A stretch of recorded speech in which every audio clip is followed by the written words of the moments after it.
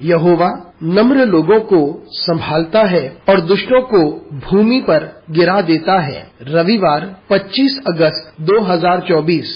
आज के मनन के लिए मैंने आप ही के लिए चुना है पहला इतिहास अध्याय 28 और उसका 10वां वाक्य। अब चौकस रह, यहोवा ने तुझे एक ऐसा भवन बनाने को चुन लिया है जो पवित्र स्थान ठहरेगा। हियाब बांधकर इस काम में लग जा। आपका दिन आशीषित हो। जब परमेश्वर ने हमें किसी उद्देश्य के लिए चुन लिया है तब हम हियाब बांधकर उस कार्य को करें। आइए इस वाक्य पर मनन करते हैं। आज की सुबह का विषय है हम बलशाली बने और उस कार्य को करें। यहाँ हम देखते हैं कि दाऊद इजराइल के लोगों को बुलाता है और उन्हें एक कार्य देता है और फिर वे अपने पुत्र सुलेमान को ये आज्ञा देता है। वे उनसे अपनी इच्छा जाहिर करता है किस प्रकार से वे लोगों का निर्माण करना चाहता है और फिर लोगों को और सुलेमान को बताता है कि परमेश्वर ने सुलेमान को चुन लिया कि वह उसके मंदिर का निर्माण करे, क्योंकि दाऊद तो एक युद्ध का व्यक्ति था, लेकिन सुलेमान के लिए परमेश्वर ने चारों ओर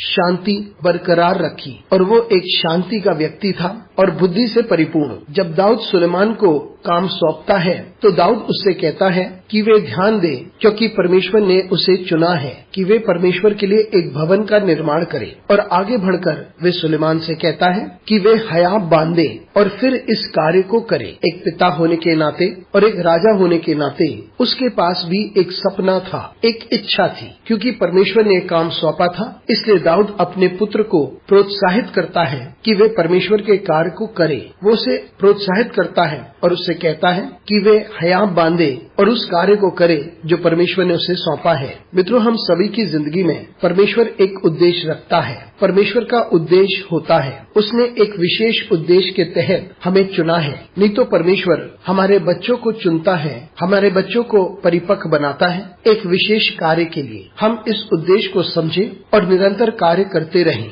हम ना डरें, हयाब बांधे और चुनौतियों का सामना करें और उस कार्य को करें जो परमेश्वर की योजना के अनुसार है। परमेश्वर एक उद्देश्य रखता है, लेकिन हमें उसे पूरा करना चाहिए। इसलिए हम बलशाली बन जाएं और हम उसे करें, उससे परमेश्वर को महिमा मिलती है। हो सकता है हम चुनौतियों का सामना करें और हमें ये भी ना पता चले कि परमेश्वर का उद्देश्य हमारी जिंदगी के लिए क्या है। तो आइए हम परमेश्वर के सामने आ जाएं, उसकी सहायता की गुहार लगाएं और इस बात को जानें हमारी जिंदगी के लिए उसका क्या उद्देश्य है कि हम लोगों का निर्माण करें, समुदायों का निर्माण करें या कलीसियाओं का निर्माण करें। जो भी कार्य हमें सौंपा जाता है हम हयाब बांधकर उस कार्य को करें। अनुग्रहकारी परमेश्वर, तुझे धन्यवाद देते हैं क्योंकि तू हमें एक उद्देश्य देता है। विश्वास में हम उस कार्य को करते रहें। हमारी सहायता कर परमेश्वर, ताकि विश्वास में होकर हम उस कार्य को करते रहें। यीशु मसीह के नाम से मांगते हैं, आमीन।